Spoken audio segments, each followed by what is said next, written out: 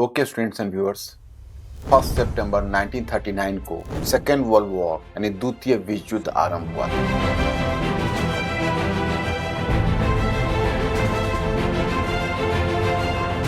बहुत surprising attack Germany ने किया था पोलैंड के ऊपर।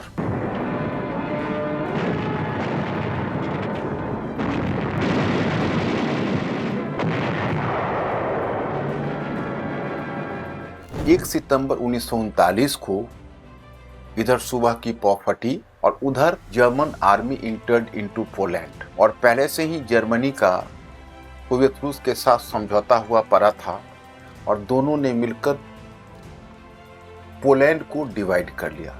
लेकिन वही लैंडमार्क घटना हुई।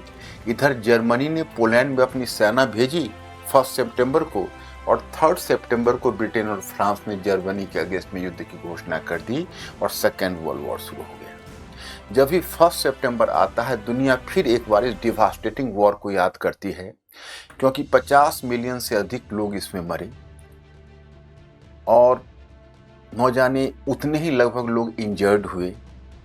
यह अपने आप में बहुत बड़ा एक ह्यूमन लॉस, मटेरियल लॉस माना जाता है।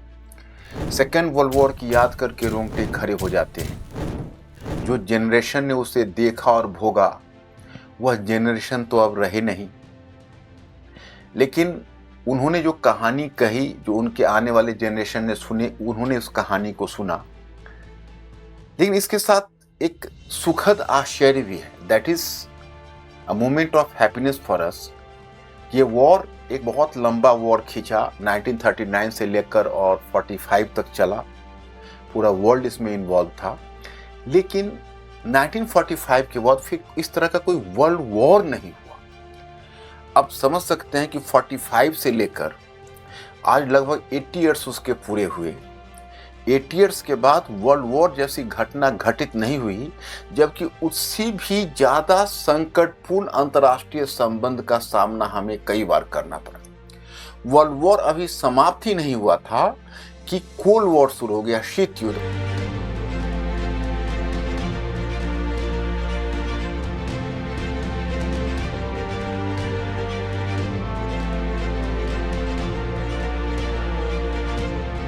और दुनिया एकदम वाटर टाइट कंपार्टमेंट में बट गई, 2 पार्ट्स में, जिसमें एक तरफ सोशलिस्ट ब्लॉक थे, एक तरफ कैपिटलिस्ट ब्लॉक थे। हाँ, कुछ कंट्रीज नॉन अलाइंड थे, कहने के लिए नॉन अलाइंड थे, लेकिन उनकी भी पक्षधरता किसी न किसी के साथ थी। अगर 1-2 कंट्री को आप अपवाद में छोड़ी तो सारे कंट्री किसी न किसी ग्रुप में जुड़े हुए रहे। उनका झुकाव किसी न किसी ग्रुप से रहा, या किसी न किसी ब्लॉक से कोई न कोई रूप में लाभ प्राप्त करते रहे। तो ये 80 ईयर्स में आखिर वॉर टला, ये अपने आप में बहुत बड़ी बात थी। तो इसकी वजह क्या हो सकती है, हम उसके कुछ कारणों को तलाशेंगे। पहले तो उसकी समानता बताएंगे। जैसे कोल्ड वॉर की स्थिति सेकेंड वर्ल्ड वॉर से ज़्यादा, सेकेंड वर्ल्ड वॉर से पहले जो यूरोप की स्थिति थी, उससे कोल्ड वॉर में कहीं ज़्यादा भयानक की स्थिति थी, लेकिन कोई वॉर नहीं हुआ। इसका कारण है कि सेकेंड वर्ल्ड वॉर समाप्त हुआ ही एक बहुत ही डिवास्टेटिंग घटना से। वह था न्यूक्लियर वेपन्स, जिसने हिरोशिमा और नागासाकी पर गिराए गए। लेकिन वह एक ट्रेंड सेटर बन गया, एक लैंडमार्क बन गया, क्योंकि अगर न्यूक्लियर वेपन्स को आने का मतलब है कि now there was a provision for mutually assured destruction. मतलब कि दोनों पक्षों को म्यूचुअली एश्योर्ड डिस्ट्रक्शन का मतलब है कि पहले तो अमेरिकन पक्ष ने 1945 में न्यूक्लियर वेपन्स लाया, फिर सोवियत रशिया 1949 में ले आया, आगे चीन 1964 में ले आया। तो मतलब क्या हुआ, उधर ब्रिटेन के पास भी था, फ्रांस के पास भी था। ब्रिटेन ने 1953 में ब्रिटेन एक न्यूक्लियर पावर बना, फ्रांस 1961 में बना। तो न्यूक्लियर वेपन्स आ जाने से कोई भी पार्टी उसके विपक्ष में उसका इस्तेमाल नहीं कर सकती थी, क्योंकि म्यूचुअली एश्योर्ड डिस्ट्रक्शन का मतलब है कि सामने वाला भी उस वेपन्स, उस डिवास्टेशन का यूज कर सकता है। इस कारण से आप देखेंगे कि मतलब कई ऐसे क्राइसिस आए कोल्ड वॉर के समय। सबसे पहले तो कोरियन क्राइसिस आई, वियतनाम क्राइसिस आई, जिसमें वियतनाम क्राइसिस में आइजनहावर ने स्पष्ट रूप से सोवियत रशिया को न्यूक्लियर वेपन्स की धमकी तक दे डाली। और मैं आपको यह बताऊं कि क्यूबा मिसाइल क्राइसिस आई, क्यूबा पक्षपात संकट आया, उसमें तो लगा कि एक फुल स्केल वॉर छिड़ जाएगा। न्यूक्लियर वॉर, लेकिन उसमें भी वो टल गया। तो इस तरह से टलता रहा। अब आज की परिस्थितियां आप देखेंगे तो आज तो सेकेंड वर्ल्ड वॉर के पहले से भी ज़्यादा भयानक स्थिति है। जैसे देखिए, हम उसको कंपेयर सिचुएशन से करते हैं तो हमें पता चलता है कि सेकेंड वर्ल्ड वॉर से पहले जिस तरह का पोलराइजेशन हुआ था उससे भयानक पोलराइजेशन आज है। आज अगर हम देखेंगे तो आज रशिया, चाइना और ईरान की तिकड़ी, अब तो एक दूसरा समीकरण बन रहा है, लेकिन भारत तो एक पीसफुल कंट्री है, यह तिकड़ी बनी हुई है। एक क्वाड अमेरिका के लीडरशिप में बना हुआ था, जो बना हुआ है। फिर एक ब्रिक्स कंट्रीज है, हालांकि उनका कोई डिफेंस इस तरह का प्रोमिसेस नहीं है, फिर भी वो हैं। एक एससीओ ऑर्गेनाइजेशन है। तो इस तरह के बहुत सारे ऑर्गेनाइजेशन अभी बने हुए हैं, तो जो हम ये सेकेंड वर्ल्ड वॉर से पहले की याद दिलाते हैं। और वर्ल्ड पोलराइज हो चुका है। रह गई इंटरनेशनल कन्फ्लिक्ट की बात, तो उस समय तो चलिए चेकोस्लोवाकियन क्राइसिस हुई, पोलैंड क्राइसिस हुई, यहाँ तो पूरा world is full of crisis. ये फुल ऑफ क्राइसिस है।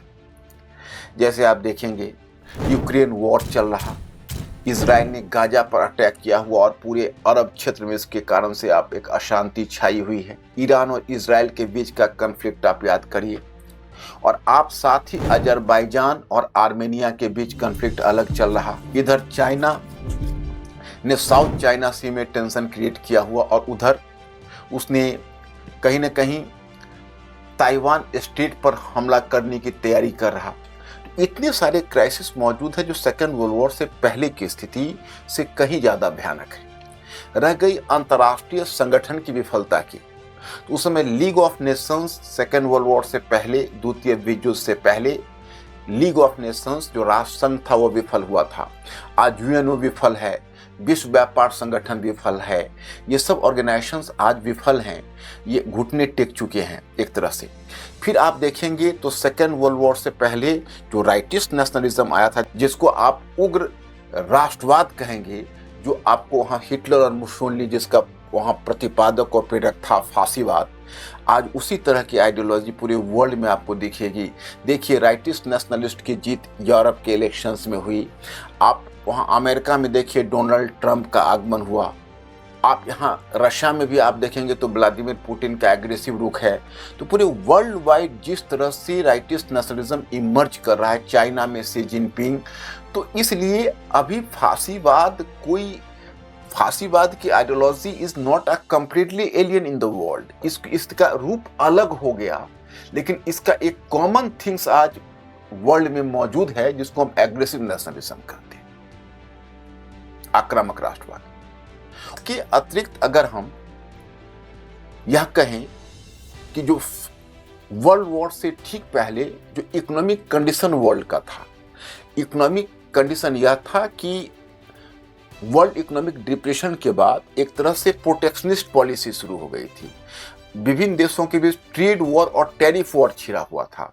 कुछ उसी तरह की परिस्थितियां आज भी कायम है।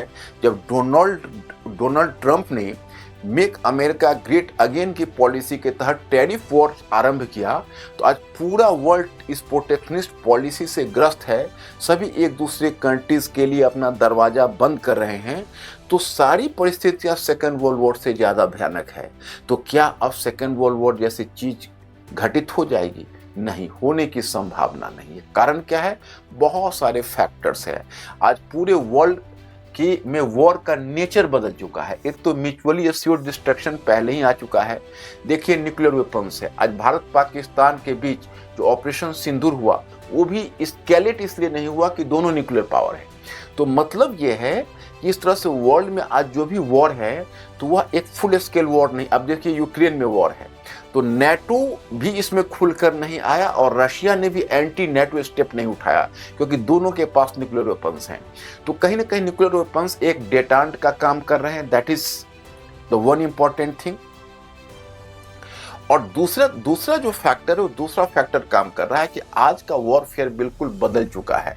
आज देखिए, आज कहीं ना कहीं आपका जो टेक्नोलॉजिकल सर्वे है वो बहुत इंपॉर्टेंट हो गया। टेक्नोलॉजी के थ्रू आप बहुत अच्छे ढंग से आप सर्वेलेंस कर सकते हैं। टेक्नोलॉजिकल सर्वेलेंस है, वो एक दूसरे की सेना पर पूरी नज़र रखता है।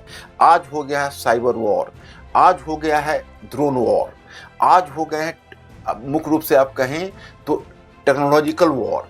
तो उसमें आज चूंकि टेक्नोलॉजिकल सर्वेलेंस आज की तारीख में इतना तगड़ा है कि कोई एक कंट्री अगर चाहे कि पूरे आर्मी को, कन्वेंशनल आर्मी को हम मोबिलाइज कर लें जिस तरह से हम सेकेंड वर्ल्ड वॉर में किया, वो पॉसिबल नहीं हो सकता है। क्योंकि जब वो आर्मी को मोबिलाइज करने की कोशिश करेगा तो सामने वाला उसके एक एक सोल्जर के मूवमेंट को देख रहा होगा। तो ऐसी स्थिति में वह चीज़ संभव नहीं है। दूसरी बात है कि आज आर्मी को यूज किए बिना कोई भी व्यक्ति किसी के कन्वेंशनल आर्मी को धराशायी कर सकता है टेक्नोलॉजी की बदौलत। तो इसलिए दूसरा कंट्री कन्वेंशनल आर्मी को यूज करने से पहले 100 बार सोचता है। देखिए आप पाकिस्तान और भारत के बीच जो ऑपरेशन सिंदूर हुआ, उसमें दोनों तरफ से क्या लड़ रहे थे? ड्रोन लड़ रहे थे, जो प्लेन लड़ रहे थे, उनकी टेक्नोलॉजी लड़ रही थी, इंसान उसमें नहीं जा रहा।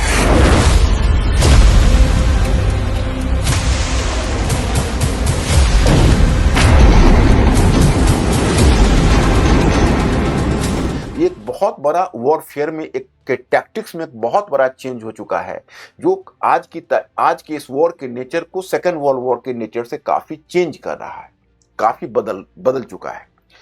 तो अब तो वर्ल्ड वॉर, दूसरी बात है कि पब्लिक ओपिनियन आज वॉर का खिलाफ है।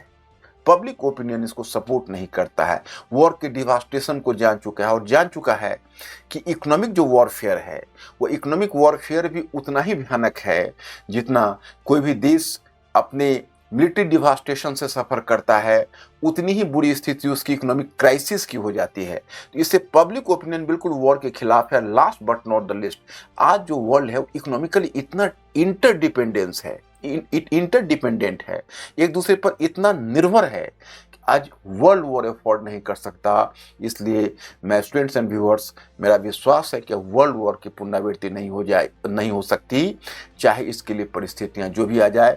लेकिन जब जब एक बार 1 सितंबर आता है तो रोंगटे खड़े हो जाते हैं और बरबस वर्ल्ड वॉर की याद आ जाती है। तो आज मैं यही रुकना चाहूँगा। Thank you very much.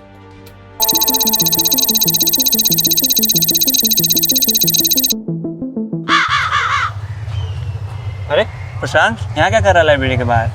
अरे यार वो दोस्त अंदर, वही उसकी सीरियस यूपीएससी एस्पिरेंट वाली प्रॉब्लम। करंट उससे करंट अफेयर नहीं हो रहा है और करंट अफेयर के कोर्स भी महंगे हो रखे हैं इस टाइम पे। ये कॉफ़ी कितने की है? 20 रुपए की। 20 रुपए की। और दिन में कितनी पीता है? 4 बार कॉफ़ी पीने के पैसे हैं तेरे पास, लेकिन अपने और अपने दोस्त को करंट अफेयर्स के प्रॉब्लम से बचाने के पैसे नहीं है। क्या मतलब? फ़ोन तेरा है? हाँ, ये देख, ये बात कर रहा हूँ मैं। ये देख, सीधा द स्टडी IAS के YouTube पे जा और ज्वाइन कर मणिकांत सर की GS मंथन क्लासेस। बस फिर हो गया। चौंक मत, जितने की तू कॉफ़ी पी रहा है ना, उससे कम में ही तू करंट अफेयर्स की प्रॉब्लम जिससे हर साल लाखों बच्चे जूझते हैं, उसका सॉल्यूशन निकाल सकता है। डियर स्टूडेंट्स, हमारे चैनल को लाइक, शेयर, सब्सक्राइब करें और अपनी तैयारी को और बेहतर बनाएं।